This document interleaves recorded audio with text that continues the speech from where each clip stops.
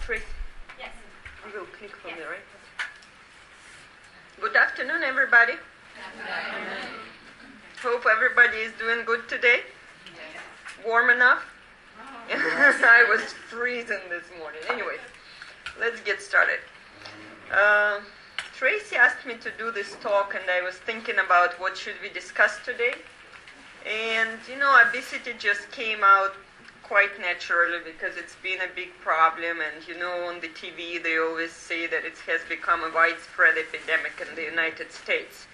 And I can't disagree with that. That's true, and it starts with childhood. If you look at our kids, they're really getting chubbier, and it carries on to the adult life. So let's get started here. What is obesity? We now recognize that obesity is a medical condition. It is related to excess body fat that accumulates to the extent that it affects people's health. By that, we recognize that obesity reduces the life expectancy and it causes all kinds of health problems. How do we define obesity? One of you just asked me whether there is any way to see whether the person is obese or not. And there are several ways. The one that we use in medical practice most is called body mass index, or BMI. That's a measurement that we calculate according to the formula that relates the person's height to the person's weight. So you can imagine if it's a short person with a lot of pounds, then that would be an obese person. The taller you are, the more weight you're allowed to have, but the ratio should stay in a certain range. So, if the BMI, body mass index, is less than 25, this is normal. Anything between 25 to 30 is considered pre-obesity or overweight. And the BMI in excess of 30 is obesity. And there are grades of obesity: stage 1, stage 2, stage 3, which many people call morbid obesity. For all practical purposes, for general population, it may be difficult for you to calculate those numbers, but it's very easy to use other measurements. And I just included a couple of them here. Waist circumference. For an adult man, it is not allowed to have more than 40 inches around the waist. And for adult women, the measurement is 5 inches less, which is 35 inches. Okay? Or you can calculate the waist to hip ratio. For an adult man, well, that's a little stretching, but the waist may be just as big as the hip area. So the ratio would be 1 or less, not to exceed 1. For women, we still want to keep that hourglass shape. The ratio should be less than 0.8. But this is something that every one of you can measure very easily. Just grab the measuring tape and put it around your waist, around your hip, and you will see whether there is some goal to be achieved. Okay. How long people have recognized obesity as a problem? Actually, it's been centuries and centuries. The Greeks already recognized obesity as a medical condition. This is a statue that is kept in the Louvre Museum in Paris, and it shows your obese woman, as you can see, and not that uncommon for us to see at the beaches nowadays a person of this stature. Okay? Hippocrates. Everybody knows who Hippocrates is, one of the very, very first healthcare providers and philosophers. And he wrote in one of his works, corpulence is not only a disease, but is a harbinger of the others. So they already recognize that obesity leads to other medical problems, not just being a cosmetic problem. The Indian surgeon in the 6th century, below century, related obesity to diabetes and heart disease. And his prescription was physical work to overcome this disease. In the Middle Ages, somehow, Extra weight was considered to be a sign of wealth and was very common among the elite. Okay, and here you can see a picture that is kept in one of the museums in Berlin, and it depicts the general who, as we can see, is very proud of his appearance, and I guess that's just an illustration of how the wealthy person was viewed in the Middle Ages. However, the perception of this weight has changed as the society grew older, and it particularly changed since the beginning of the 20th century. For example, the average height of Miss America has increased by about 2% in the course of 80 years. Okay? However, the average weight has decreased by 12%. So those models have become a little bit taller but much skinnier. Okay? And, what happens at pigeons does not always happen in the real life. And I have included a couple of maps here. Now we are looking at the map from 1987 that depicts the distribution of obesity among the people of different states. Obesity is defined as body mass index more than 30.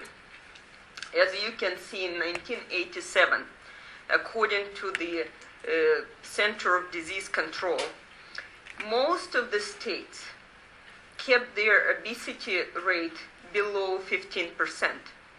Light blue is less than 10%, and darker blue here, like Texas, is 10 to 15% rate of obesity in the states. So what happened about 20 years later? Most of the map, as you can see, has moved into red. And only one state here still was holding blue. But as you can see, different shade of blue. This shade of blue is already 15 to 20%. Okay? And I didn't have the later slide, but as you go to the subsequent years, we have more dark red colors on this map. So just coming back to the topic of our discussion, it is an epidemic. We have to recognize that. Next. So it is a disease. It affects how long people live. Okay? In medical terms, the survival, we call it mortality. So these two graphs here represent the mortality of men and women in the United States based on their body mass index. If the body mass index is in the normal range, then the mortality is what's expected for the age. When the body mass index moves to 30 or 35, the mortality goes up 2 to 2.5 times. And as you go to the morbidly obese range, 40 or above, the mortality triples. Okay? Obesity does kill. How? It happens because it is associated with multiple different diseases. Number one, cardiovascular diseases. What do we mean by that? Congestive heart failure, hypertension, high cholesterol, heart attacks, strokes. Okay. Diabetes is very clearly, type 2 diabetes is very clearly associated with obesity. Obstructive sleep apnea. We have a sleep center in this facility, and I send about maybe 1 or 2 patients a week to be tested for sleep apnea when I suspect they may have the condition. And actually, 80-85% of them test positive and end up being treated with the sleep mask. Cancer. Cancer is associated with obesity. All kinds of cancers, particularly breast, several gastrointestinal malignancies, gallbladder, pancreas, colon cancer, and genitourinary tract, prostate, uterine cancer, things like this. Liver disease. Okay? gastroesophageal reflux disease, or what we call acid reflux, gallstone disease, is all made worse by obesity. Skin diseases. People with severe obesity very often have infections. We call it cellulitis. And some of them end up being admitted to the hospital for several days to get IV antibiotics because you can't easily get rid of it. And some of them end up having ulcers that take months and months to heal. Not to mention degenerative joint disease, arthritis, back pains. The human body is just not designed to, the skeleton is not designed to wear all this, to support all this extra weight. And obese people end up having low back problems because their back is just tired. Depression. And that is multifactorial. It's depression may contribute to obesity. Obese people may have depression because of their poor way of self-perception and so on. What causes obesity? I always tell my patients, very easy. Your weight is the balance between how much you eat and how much you burn. You have to eat less calories and burn more. Okay? So overeating and lack of physical exercise, having those donuts in front of the TV sitting on the couch is the prescription to get some extra weight around your waist. And much less commonly, we recognize that genetics and medical reasons and psychiatric reasons, they all contribute to obesity, but it's much less common. So, if you know why obesity happens, we pretty much know how to treat it. Eat less and exercise more. Okay? When New Year comes, people have New Year resolutions. They decide, okay, I'm going to sign up for that YMCA program and I'm going to lose some weight. And guess what? Most people succeed. They do lose weight, but unfortunately only short term. And after a couple of months, maybe 3, 4 months, 6 months, they start gaining back and even gain more than their baseline. So the trick is to lose the weight and maintain this weight loss, and that is very difficult. Only 2 to 20% of people succeed in doing that. Okay? And to make this a permanent weight loss, people have to change their lifestyle and make these changes in the lifestyle permanent, which is quite difficult to do, to adhere to diet and go for exercise every day, every other day. That's quite difficult, I recognize that. But still, the prescription for losing weight stays the same. Stays the same as that surgeon in India before century has prescribed. Okay? And when you just getting started on exercise program, you can't just jump on that treadmill and start running half an hour.